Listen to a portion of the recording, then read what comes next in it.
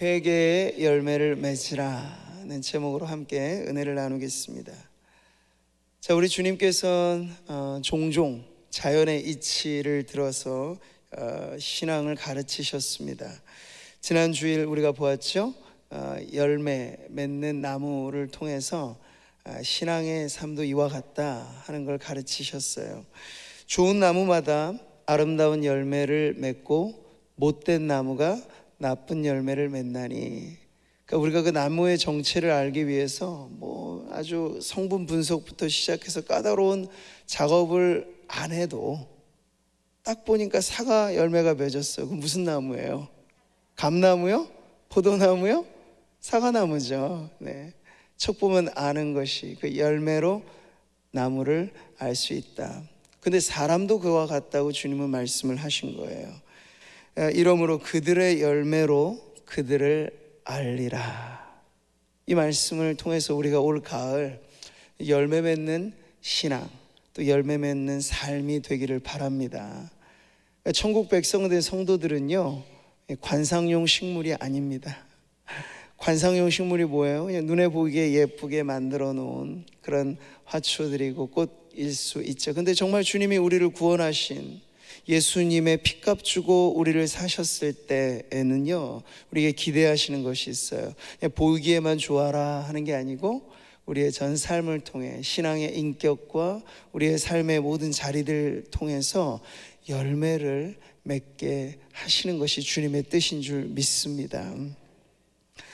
자, 우리가 이 가을에 어울리는 시를 읽으면서 짧게 그렇게 한번 소망을 담아서 고백을 하였죠. 뭡니까? 가을에는 열매 맺게 하소서. 네. 짧지만 여러분이 계속해서 순간순간마다 열매 맺는 삶, 어떻게 하면 내 삶이 그와 같을까를 생각하실 때 오늘은 특별히 우리가 맺어야 될 여러 귀한 열매들 가운데 회개 열매에 대해서 함께 살펴보도록 하겠습니다.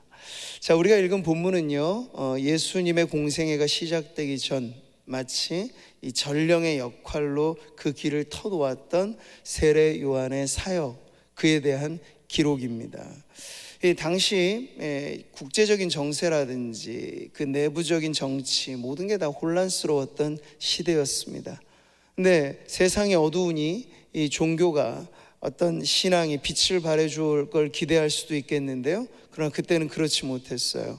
율법 종교로서 유대교는 그저 형식만 덩그러니 남아 있을 뿐 백성들에게 희망을 주지도, 그리고 영적인 변화를 주지도 못하는 그러한 종교에 지나지 않았습니다. 자, 이러한 때 혜성같이 등장한 인물, 그가 바로 요한입니다. 하나님의 말씀이 빈들에서 사가랴의 아들 요한에게 임한지라. 여기 보시면 하나님의 말씀이 임했다라고 하는 이 공식적인 표현은 구약시대에 선지자들이 선지자로서의 활동을 시작할 때 있었던 일을 동일하게 표현해 주는 겁니다.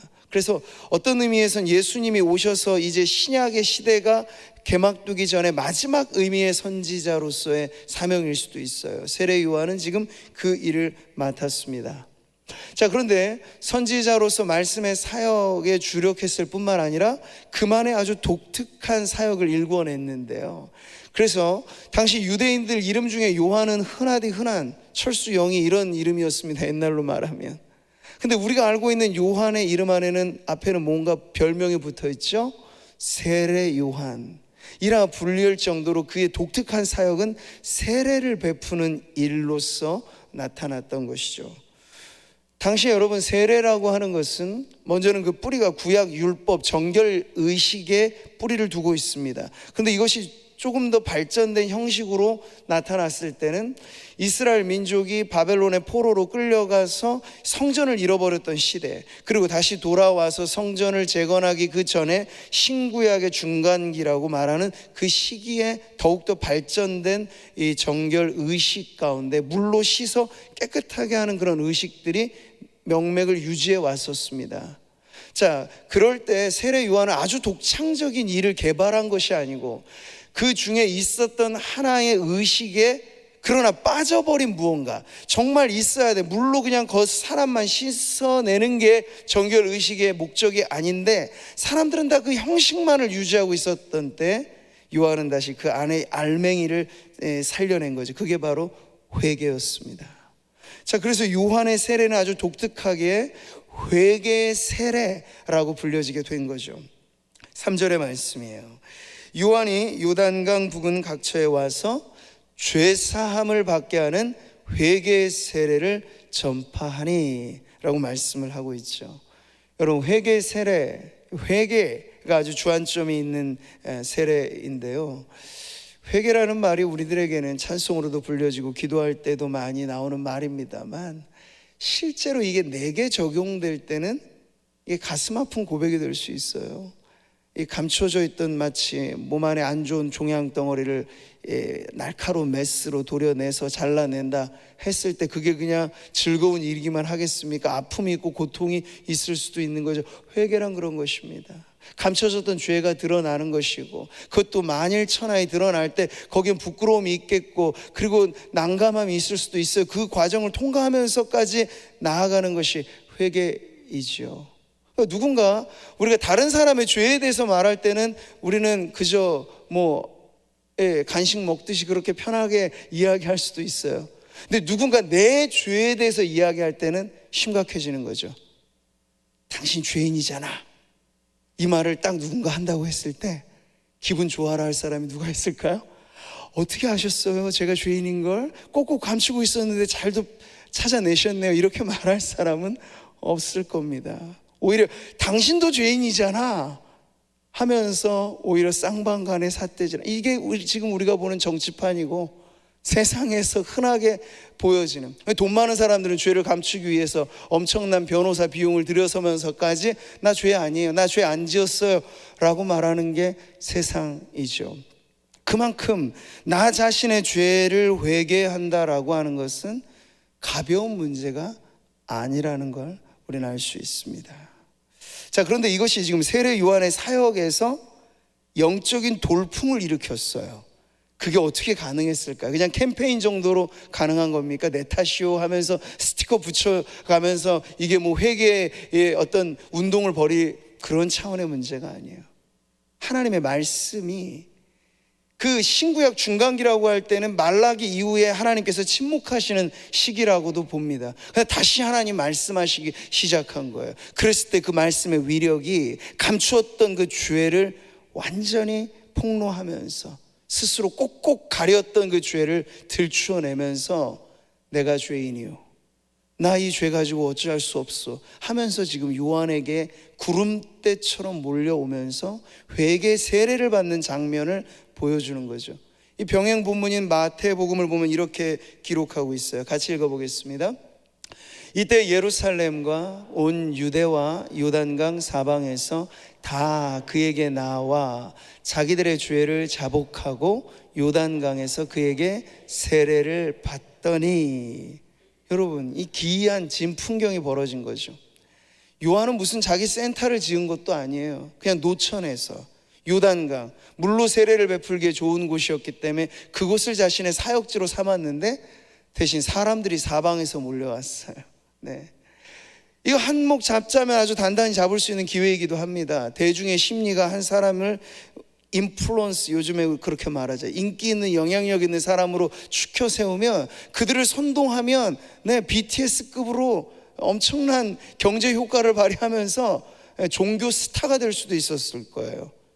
충분히 그럴 수 있는 기회입니다. 그런데 요한은요, 하나님의 말씀이 그에게 임하여 사람의 비위를 맞추고 사람의 인기를 얻고자 종교 노름을 한 것이 아니기 때문에 그런 사람들이 그에게 몰려올 때 가차없이 오히려 그들의 더 중요한 문제를 들추어내면서 어서 오십시오 하고 서비스맨십으로 사람들을 대한 게 아니고 자신에게 찾아온 진의를 밝히라고, 오히려 더 자기에게 찾아온 사람들은 그래도 호의적인 사람 아니에요. 뭔가 자신이 변화될 마음을 갖고 온 사람들이 분명할 텐데 그들에게 대해서 서슴없이 이렇게 도전을 한 것입니다. 7절의 말씀이죠.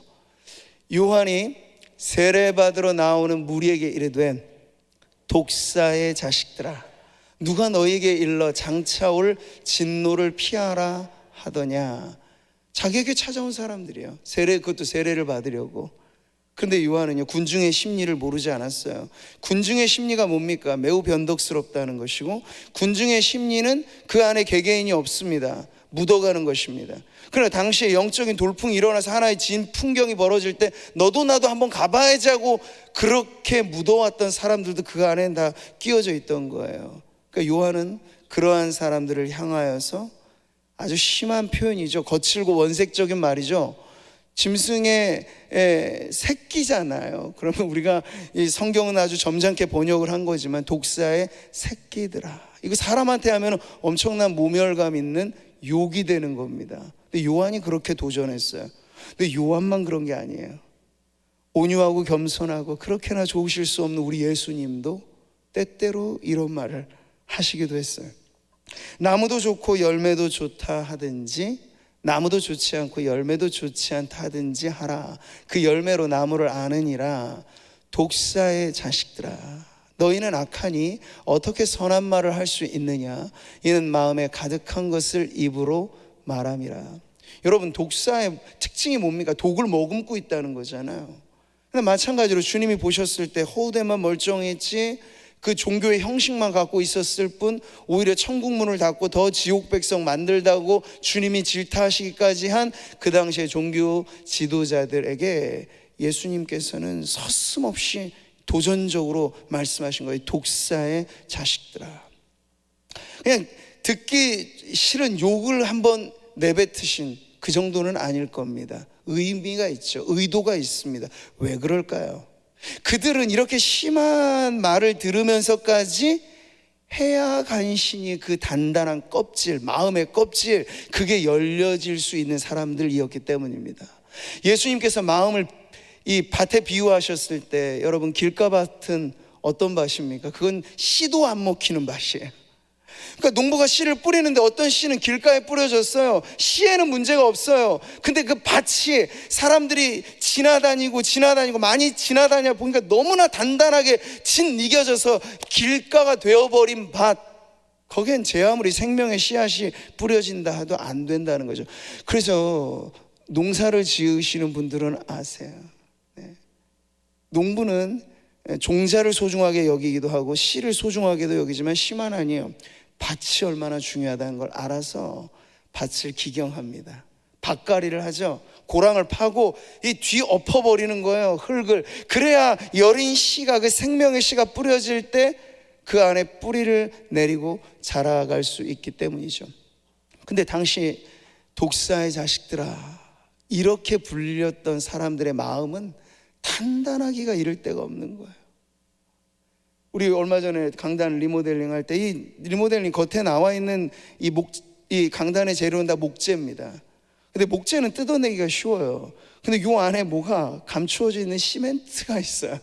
그거는 이 파내기가 쉽지 않죠. 근데 시멘트보다 더 단단한 콘크리트는 몇 번 망치질해서 깨지지가 않아요. 그러니까 그 단단함을 깨려면 엄청난 충격이 필요하다 하는 그 이치로 지금 예수님께서는 세례 요한은 씨도 안 먹힐 그 사람들의 마음에 엄청난 충격을 안겨주면서까지 원하는 건 뭡니까? 회개하라는 거예요. 그냥 그렇게 살다 죽으라고 하면 말할 필요도 없어요.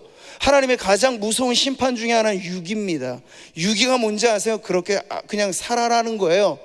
그러니까 하나님은 사랑하시는 자를 징계한다고 말씀합니다. 왜요? 사랑하기 때문에. 너는 내 자식이니까 가만히 둘 수 없다는 거죠. 근데 여러분, 지금 이 메시지 안에 담겨져 있는 진의는 깨달으라는 거예요. 당신의 마음이 얼마나 단단한지. 그 단단한 마음이 부서지지 않고서는 회개의 열매가 맺어질 수 없기 때문에 바로 이렇게 도전하고 있는 거죠. 이런 말씀을 들으면 사실 우리 성도님들의 마음이 불편하실 수도 있어요. 아니 목사님, 회개라는 것이 자기 죄를 들추어내는 거고, 아니 이실직고해서 나는 죄인입니다, 그 정도까지 의사표명을 했으면 대충 봐줘야 되는 거 아닙니까? 너무 세게 몰아가면 그거 어떻게 하시라고요? 이렇게 불편하게 느끼실 수도 있어요. 근데 여러분, 성경은 그걸 알면서도 사실 이 회개의 문제를 가벼이 취급하지 않습니다. 회개인데도 회개 아닌 회개, 비스무리한 회개, 이런 것들은요 마귀가 만드는 모조품이죠. 왜 마귀는 모조품을 이런 걸 만들까요? 종교와 비슷한 사이비와 이단이 마귀가 왜 즐겨 사용하는 방법인 줄 아십니까? 진짜가 있기 때문에 그래요. 진짜가 있기 때문에 가짜를 만들면 진짜가 아닌 가짜에 현혹시켜서 평생 나는 그게 진짜인 줄 알았는데 가짜인 걸 모르고 살기 쉽도록 마귀는 믿음에도 가짜를 만들겠지만 회개에도 가짜를 만들어냅니다. 그래서 진정성 있는 회개가 너무나 중요하다는 거예요. 그렇지 않으면 우리는 이 천국문에 이르러 가장 중요하게 첫 열매로 맺어야 될 이 회개조차도 그냥 형식적으로. 가톨릭을 보세요. 성경이 말하지도 않는 7가지 성례를 말하면서 거기 하나 붙여놓은 것, 사제를 중요하게 앉혀놓고 고해성사라고 하는 걸 하지요. 근데 그것은요 진심 어린 회개를 말하는 게 아니고 이 성사에 참여만 해도 죄 용서는 받는다, 곳곳에 면죄부를 만들어 놓는 거예요. 근데 성경은 그런 식의 죄 용서를 가르친 적이 없습니다. 그냥 단순히 사제에게 내 죄를 심정에 고백하지도 애통하지도 돌이키지도 열매 맺지도 않은 그 죄를 말했다는 것 자체로 발설로서 용서받는다, 그런 일은 없다는 거예요. 근데 세상에 이런 일들이 부지기수로 많습니다. 이단에도 사이비에도 우리보다 더 강력하게 막 회개를 촉구하는 일들은 많아요. 그러니까 겉보기에 야 회개라는 말이 나오니까 저게 진짜인 것보다 아니란 말이에요. 근데 진짜 회개가 무엇이냐에 대해서 세례 요한은 아주 중요한 가르침을 지금 주고 있는 것이죠. 사랑하는 성도 여러분, 우리는 알아야 됩니다. 회개는 아주 진정성 있게 접근을 해야 하는 것이다 하는 사실을 말이죠. 안 그러면 예수님께서 왜 독사의 자식들아 라고까지 말씀을 하셨겠어요? 그냥 괜히 기분 나빠서 하신 말씀이 아니라고요. 그만큼이나 심각한 경우가 아예 종교와는 무관한 사람들이 아니고 오히려 그 당시에는 매우 주류에 속해 있었던 바리새인 서기관들은요 척척 박사들이에요. 말하자면 오늘날 우리 노미널 크리스찬이라고 말하는 형식상의 명목상의 성도들은 명함도 못 내밉니다. 당시 바리새인들을 하면요 열심히 특심인 사람들이에요.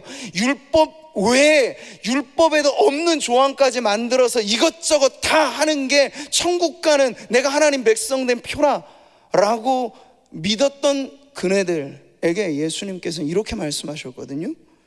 외식하는 자들아, 이사야가 너희에 관하여 잘 예언하였도다. 일러스되 이 백성이 입술로는 나를 공경하되 마음은 내게서 멀도다.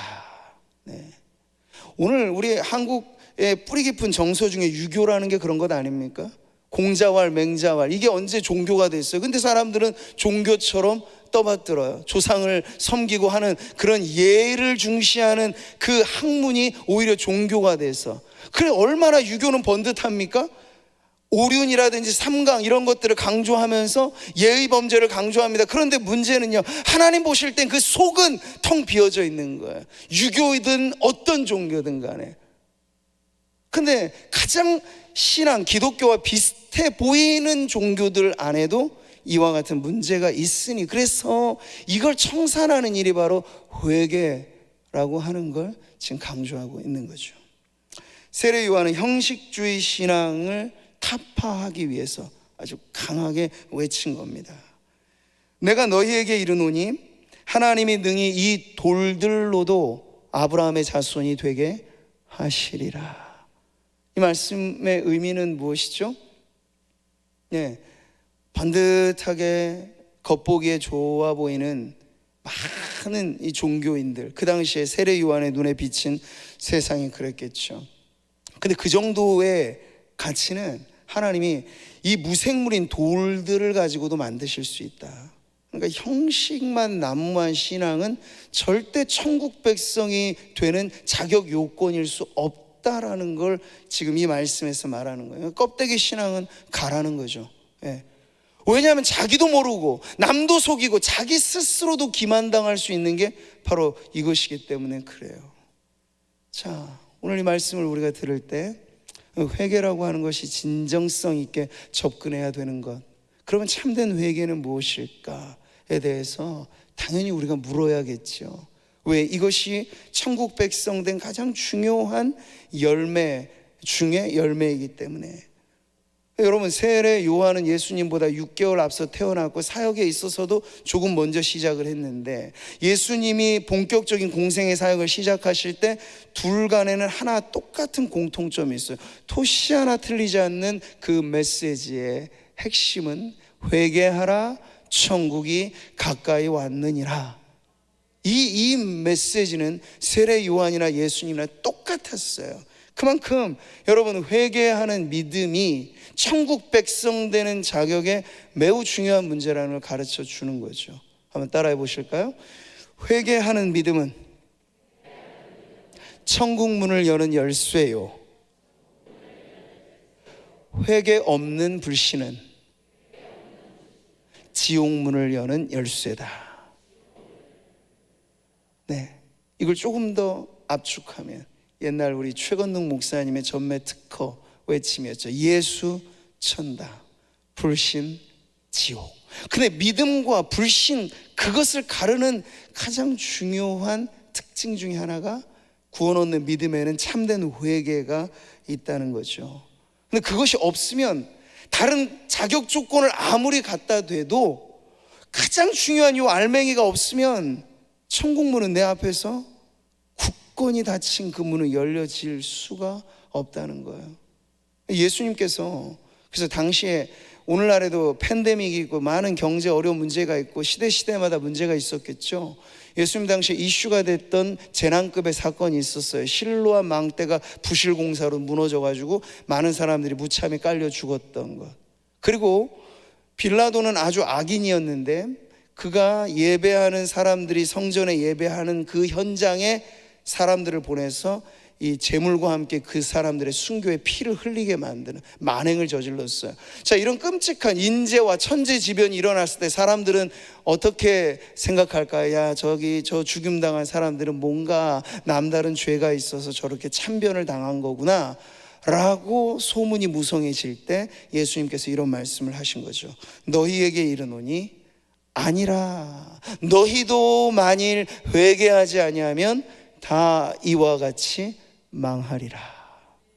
아주 엄숙한 말씀이죠. 지금도 그렇습니다. 사람들은 누군가의 이 재난을 보면 겉으로 말하든 속으로도 말하든 다 그 사람 뭔가 죄가 있구나 싶은 거예요. 이게 욥의 친구들의 심리잖아요. 근데 우리도 크게 벗어나지 않아요. 그런데 성경은 이 회개에 관한 주제를 다룰 때 다른 사람의 죄에 대하여 손가락질하라고 하는 게 아니에요. 내 죄를 들여다보라는 거죠. 우리는 늘 눈을 떠서 외계 세계를 보기 쉽지만 자기를 살피기는 그렇게 어려운 거예요.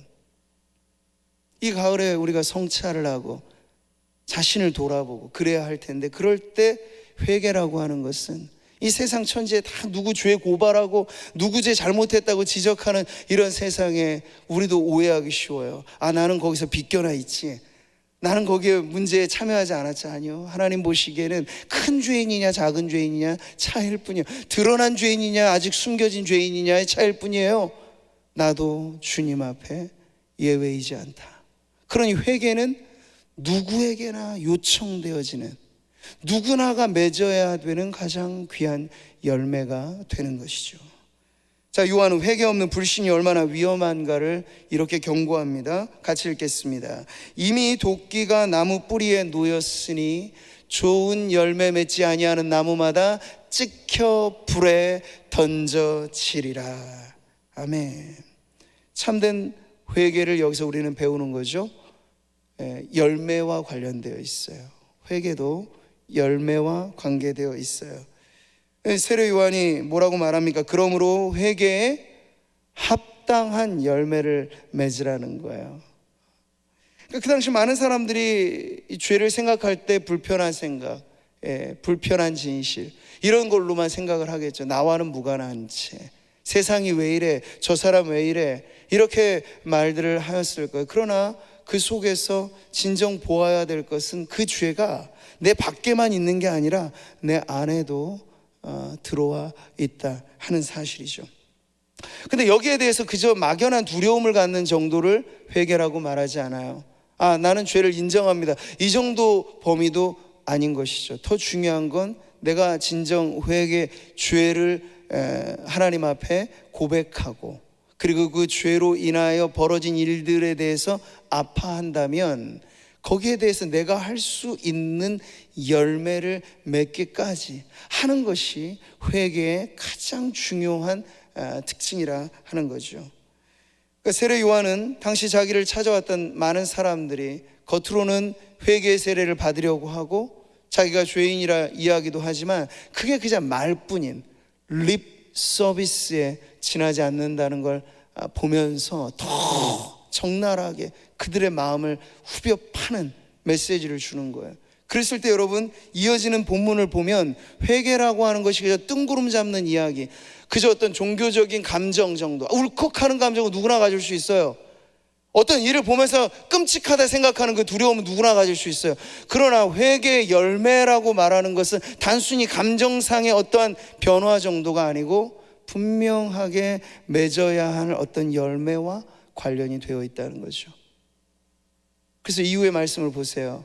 일단의 무리들의 적합한 말씀이 각각에게 어떻게 주어지는가 하는 게 나와 있죠. 옷 두 벌 가진 자, 먹을 것이 있는 자, 여기 이들은 누굽니까? 물질적인 문제에 있어서 분명 변화가 필요한 사람들, 회개가 필요한 사람들, 그들에게 요한은 선언합니다. 같이 읽어보실까요? 옷 두 벌 있는 자는 옷 없는 자에게 나눠줄 것이요 먹을 것이 있는 자도 그렇게 할 것이니라. 이 말씀이 그들이 우리가 그러면 어떻게 해야 되겠습니까? 라고 물은 것에 대한 답변이에요. 진짜 회개는 무엇입니까? 회개의 열매를 말했으면 나에게 그 열매를 맺는 방법도 가르쳐 주시오 라고 한 사람들에게, 그래요? 여러분 옷 두 벌이 있습니까? 먹을 것이 있습니까? 근데 그것을 여러분이 부정하게 축적한 것은 아닙니까? 그렇다면 거기에 대하여 대가를 지불하십시오. 이런 것이죠. 매우 구체적이라는 걸 우리는 알게 됩니다.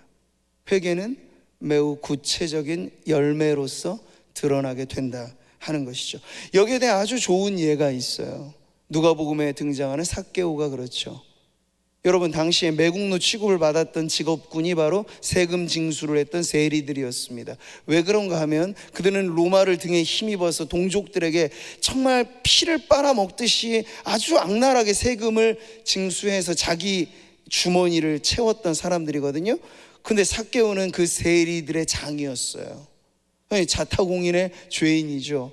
근데 그가 예수님이 지나신다, 그 복음에 귀를 기울이고 예수님을 만나야지, 그건 단순한 호기심 정도가 아니고 이것을 내가 주님을 만나야 살 길이 열리겠다는 절박함으로, 그래서 다 큰 어른이 나무 타기를 하면서까지 다른 사람들의 시선은 아랑곳하지 않고 예수님 만나고자 했던 그 사람 안에는 뭔가 변화가 있었던 거예요. 근데 보이지 않는 마음의 변화로 끝난 게 아니고 예수님을 자신의 집으로 영접한 이후에 삭개오가 하는 말을 들어보니 분명하구나, 이 사람 진짜 회개했구나라는 걸 알게 되는 그 대목이 바로 이 말씀이에요. 같이 읽어보겠습니다.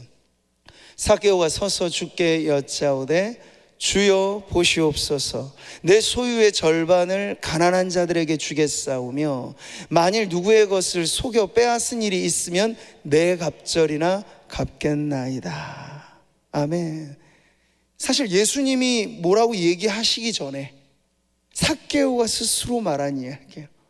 그러니까 예수 그리스도라고 하는 그 구원자 앞에서 자기가 알고는 있었지만 덮어두고 있었던 것. 남들도 다 하는데 뭐, 세리라면 누구나 다 하는데 뭐, 나만 그런가? 라고 생각했던 그 문제들 있죠.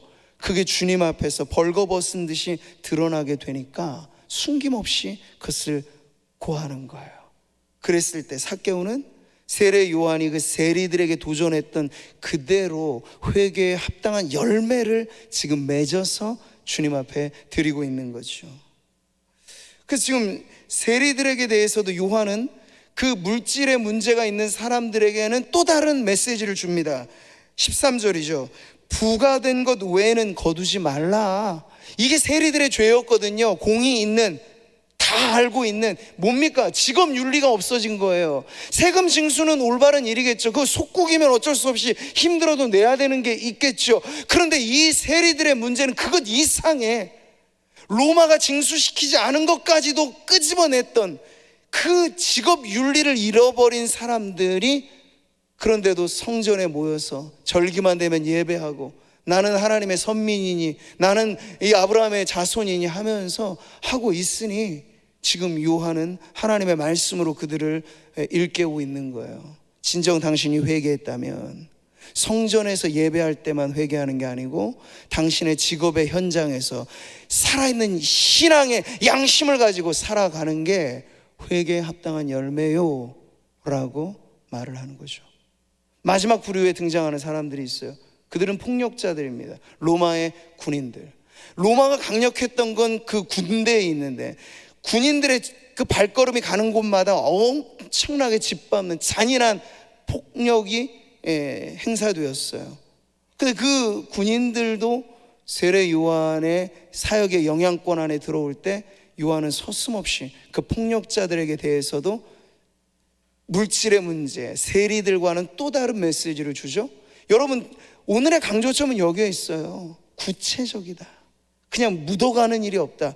회개하십시오라고 하는 건 어떤 의미에서는 너무나 포괄적이고 피상적인 건데 그게 성도들 개개인으로 받아들여질 때는 마치 세리들이 회개해야 될 회개는 무엇인가, 군인들이 회개해야 될 회개는 무엇인가, 마치 빛이 눈에 안 보이지만 프리즘을 통과시키면 7빛깔 무지개로 보여지잖아요. 다채롭게 회개도 이런 것입니다. 성도들 각각의 경우에 따라 맺어야 될 열매가 있다는 것이죠. 사람에게서 강탈하지 말고 거짓으로 고발하지 말고 받는 급료를 족한 줄로 알아라. 이게 바로 이 군인들이 그러면 우리가 어찌해야 되겠소? 회개의 열매를 어떻게 맺겠소? 라고 물었을 때 그들이 맺어야 될 열매였던 거예요. 사랑하는 성도 여러분, 가을에는 열매 맺게 하소서. 우리가 이 열매를 추구하는 신앙을 이제 이 가을에 이어갈 때 오늘 우리는 가장 소중한 그 첫 열매를 보게 됩니다. 그건 우리에게만 소중할 뿐 아니라 우리 주님에게도 너무나 소중한 열매예요. 왜요? 지옥 백성이 천국 백성 된다는 이 엄청난 변화가 바로 이 회개에 합당한 열매에 따라서 여러분 주어지는 변화라면 이건 엄청난 것이죠. 자, 그래서 우리는 이 회개의 열매를 다른 어떤 열매들보다도 우선해서 중요하게 다루어야 하는데 어떻게 하면 이러한 열매가 우리에게 풍성히 맺어질 수 있을까요? 결론은 그것입니다. 세례 요한이 하나님의 말씀을 선포할 때 그게 그냥 사람의 말로만 들려지면 자존심만 상하게 돼요.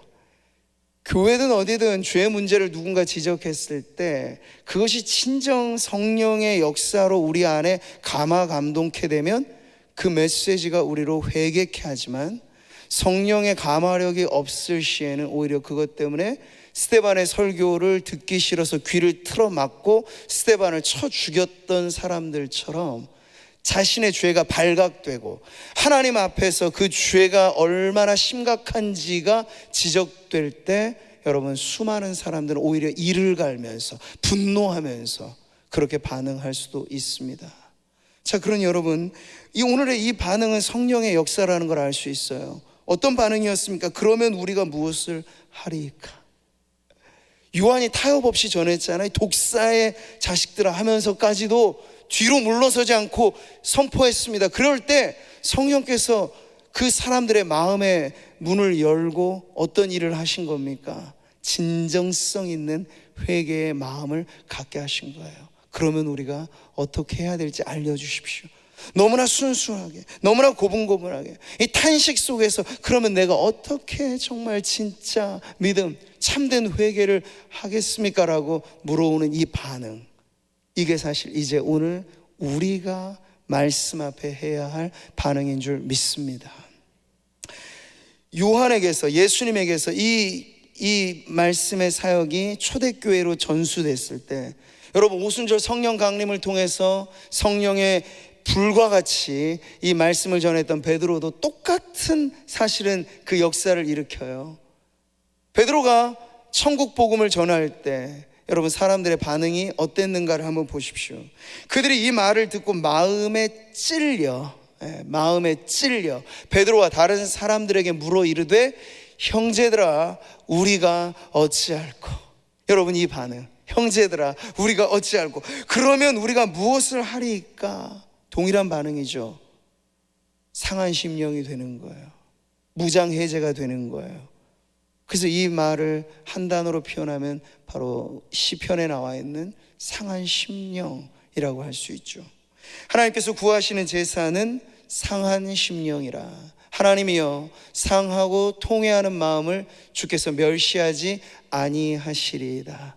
이 말씀을 예수님의 팔복으로 대입한다면 그 첫 번째 복이라 할 수 있는 가난한 심령, 그게 되어지는 것이죠. 회개는 바로 거기서 싹 틉니다. 완강하게 자기를 무장시킨 마음에서가 아니고 하나님 앞에 그 무장을 해제하고 주님 제가 어찌하오리까 가슴을 치면서 주님 앞에 나오는 그 마음 안에 성령께서는 진정 그토록 보기 원하는, 하나님께서 보기 원하고 우리에게 맺어져야 할 진정한 회개의 열매가 맺어지도록 역사하실 줄 믿습니다. 말씀을 맺으며 여러분 이번 한 주간을 살아가시는 동안에 여러분 자신이 이 말씀 앞에 더 머무르시기를 바랍니다. 우리는 죄에 관한 이 사회가 조장하는 분위기, 남의 죄의 가십거리처럼 누가 이런 잘못을 저질렀대, 거기에만 너무 귀를 솔깃하는 거예요. 근데 그러면서 우리가 정작 들어야 될 우리의 내면의 소리, 내 안에 죄로 인하여 갇혀져 있는 우리의 영혼의 탄식 소리에는 귀 기울이지 못하는 거죠. 근데 이게 열려지면 우리도 똑같은 반응을 보일 거예요. 주님 제가 어찌하오리까, 내가 어찌하오리까. 네. 우리가 어찌하겠습니까? 이것은 조금 더 넓은 의미고, 이제 말씀의 마지막 자리에서는 저와 여러분은 그렇게 말해야겠죠. 그러면 내가 어떻게 해야겠습니까? 나의 신앙의 삶에, 나의 인생에 회개의 열매를 그토록 바라시는 하나님이시라면, 하나님 제가 어떻게 해야 하겠습니까? 여러분 우리 각자가 상한 심령을 가지고 주 앞에 이 가을을 살아가게 되기를 바랍니다. 그럴 때 맺어지는 것 바로 회개의 열매인 줄 믿습니다.